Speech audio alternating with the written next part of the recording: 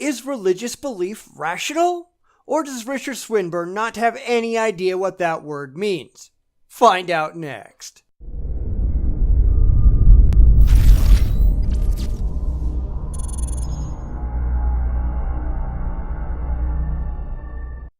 Because I've been looking at a lot of bigger name apologists lately, I thought I should take a look at a video about Richard Swinburne, who is a British philosopher who's spent more than 50 years trying to justify belief in God.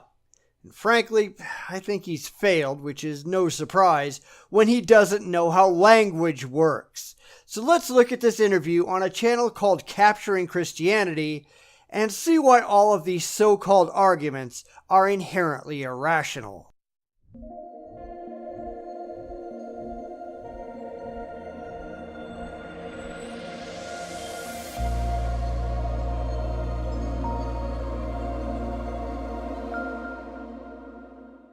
Yeah, that assumes that there is an intellectual side to Christianity, or any other religion for that matter.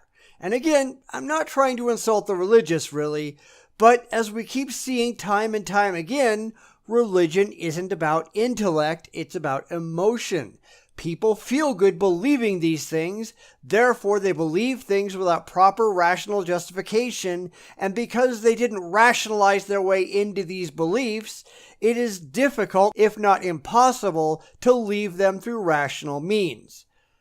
But let's continue, shall we? Let's turn to this. So this is something that really interests me. And again, I approach this as a layman. I'm a photographer, right? I'm not a philosopher. But one area of interest for me is epistemology. So one question that really interests me is whether or not belief in God can be rational apart from argumentation. I'm not sure what you mean by rational apart from argumentation, but I honestly do not see how religion can be rational, period. And I'm not saying that to be mean, and I know I keep saying that, but recently I've received several messages from religious people that the only reason I make these videos is to be mean, which simply isn't the case. But I'm going to evaluate all of these claims from a rational point of view, whether they like it or not, just to throw that out there. There are no ulterior motives here, just intelligence. So what's your stance on that? Oh, yes, entirely so. It's always, in my view, always rational to believe that things are the way they seem to be in the absence of counter-evidence. Great! So if things are the way that they seem to be, then the world is natural because that's all we have any evidence for, and there's no reason to think that gods actually exist. That is Rationality 101. But I doubt that's how he meant that simple statement. There's a number of words for this principle. I call it the principle of credulity. And people should not be credulous, which is defined as having or showing too great a readiness to believe things. As I've said in the past, rational people do not believe things without good reason to do so. And that good reason must be objective, not subjective, not emotional, not irrational.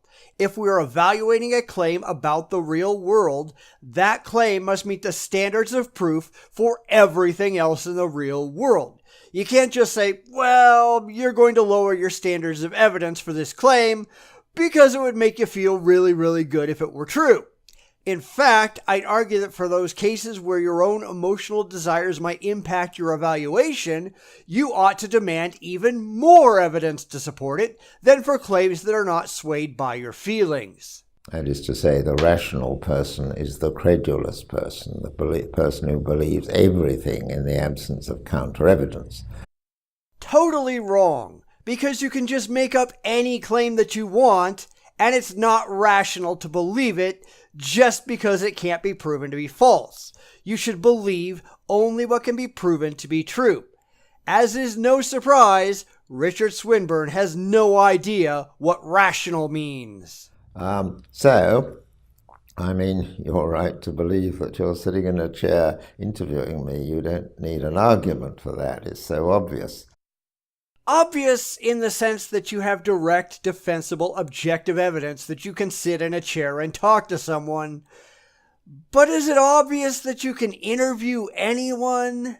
I mean, if you thought you were sitting in a chair interviewing Albert Einstein, I hope you'd realize that such a belief is almost certainly faulty because Einstein is dead. So you'd have to ask yourself if something utterly amazing has happened, and you'd be talking to a ghost and then set out to prove it, or if something is wrong with your head and you need psychiatric help. But of course, if somebody can wake you up and show you're only having a dream, that would show you were mistaken. So the principle is always, in the absence of counter-evidence, it's rational to believe things are what they see. Which is the opposite of what you just said. Because if something is happening that you do not have a good reason to think is valid or real, then you need to seek out counter-evidence because clearly what you think you are experiencing is wrong. So let's try another example. If you look up in the sky and you see lights, it is not rational to say that you're seeing an alien spacecraft. You have no evidence that you didn't, but you also have no evidence that you did. That's why the only rational position to take in that instance is that you have no idea what you saw. That's why unidentified flying objects, or UFOs, are called unidentified. They are not alien spaceships by definition. They are some phenomenon that you saw and cannot identify. That's where you should seek out evidence of what you saw, such that you can identify the object. But that's not what the religious want to do, is it? So, person's brought up in a closed religious community and has a deep religious experience. It's obvious to him there's a God. He's right to believe it. Fair enough. Wrong. Now, granted, I'd be surprised if someone who is indoctrinated into those kind of religious beliefs didn't believe it, but that doesn't mean they're intellectually correct to believe it, that they are rationally justified in believing it. It just means that they've had these religious beliefs forced into their heads and insist on seeing the world through religious goggles. That doesn't make it a valid or worthwhile or objectively defensible way of looking at the world. But he may come out into the outside world and be presented with counter-arguments, and then he may need to consider them if his religious experience isn't very strong and these arguments seem appealing. And since in the modern internet age, most places on the planet have those answers easily and quickly available, you've really got no excuse to just sit there and stew in your ignorance. You should always seek to verify the things that you believe with actual evidence. That so many religious people do not, and in fact are told by their clergy that they shouldn't, does not change that expectation. Likewise, it's rational to believe there's a God. If the wisest person in your community tells you there's a God and there's no other person to tell you there's a God, because it's always rational to believe what people tell you in the absence of counter-evidence. This is another basic epistemological principle of testimony. Totally wrong. This is just an appeal to authority that because someone powerful or respected or whatever tells you that a thing is true, that doesn't make it true. And a lot of people think just because they hear something from their college professor, it has to be correct, not realizing that the only thing that makes a person an authority in the first place is that they're actually saying things in accordance with the scholarship in which they've been educated. I mean, you can take a look at Henry Morris, an old school creationist who is probably most directly responsible for the modern creationist boondoggle. He had a degree in hydrodynamics, but once he started talking about things like Noah's flood, he threw all that out the window and started spouting Bible nonsense. But he sure tried to capitalize on his degree as though having a degree made anything he said true. And that's not how this works. The degree only has meaning if he's operating in accordance with the information that they gave him when he got the degree. And he wasn't. So, yes, sure, but in the modern world we are exposed to a lot of counter-arguments. And many people don't have deep religious experiences. It doesn't matter how deep your experience, it matters how well you can defend that experience with evidence.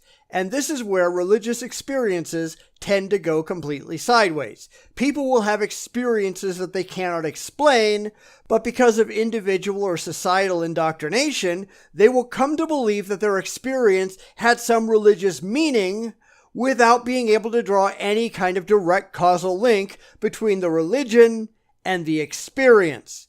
The time to believe that God did something is when you can prove God is real and have direct and demonstrable evidence that God was involved, and not until. And whatever testimony they get from others, it's a varied kind. In the modern world, most people, I think, need arguments. Less people needed arguments in the Middle Ages in closed communities. That's because people in the Middle Ages were less critical and rational than people are today. They operated on an authoritarian basis where you believed because you'd be punished if you didn't. That's not an intellectual way of doing things. Today, where people are expected to have reasons for thinking the way that they do, the religious, who, let's be honest, have no valid reasons outside of emotional comfort, therefore make up ad hoc rationalizations for why they hold the beliefs that they do. And when those outside of their religious social circle point out that those rationalizations are meaningless and based on blind faith, the religious like to play the persecution card. No, they just don't have any good reasons to believe what they believe. But a similar situation existed in the 4th century AD, just after Christianity had been legalized in the Roman Empire. There were innumerable different philosophical and religious positions around, and people needed an argument to believe one of them. That assumes that anyone should have believed any of them. Just because a belief makes you feel good doesn't mean that belief is true. If you present people with a number of unsupported, unjustified claims, it isn't rational to expect people to just pick one of them based on which one makes them feel the best. A rational populace, which certainly didn't exist in the 4th century, should look at all of the claims, demand evidence to support them, and when evidence is not forthcoming, should reject each and every one of them provisionally until evidence, demonstrable, objective evidence, comes along. So when you say they needed an argument, are you saying like psychologically that was a need for them, or is that like a no, rationally they need an argument because if we're talking about the 4th century, many of them didn't have, as with us, many didn't have deep religious experiences. They couldn't rely on the testimony of experts because the experts had different views. So they've got to sort it out for themselves, and sorting out for themselves means assessing the arguments. Again, completely wrong. Now, granted, people in the 4th century had very little information they could go on, nor did they have any educational system that could teach them how to properly assess arguments and determine facts. It was just what sounds good to me, coupled with what feels good to me, which are two things that remain problems today.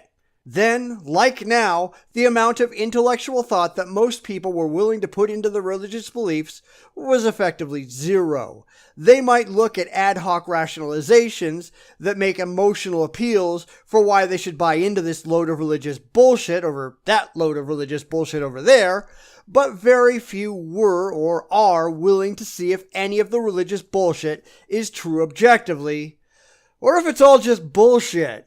It's just what pile they want to wallow in, while the actual rational people just stare at them in pity. Because there's no reason to think that any of these beliefs are true. And that's what rationality cares about. Whether something is actually true or not. Not which untruth you ought to fall for because you care more about feelings than facts. And that's why Swinburne doesn't know what rationality is. He's just using words that sound good to appeal to people who don't think very hard and want to look up to an authority that has no credibility whatsoever. And you wonder why these people are getting less and less trustworthy as time goes on.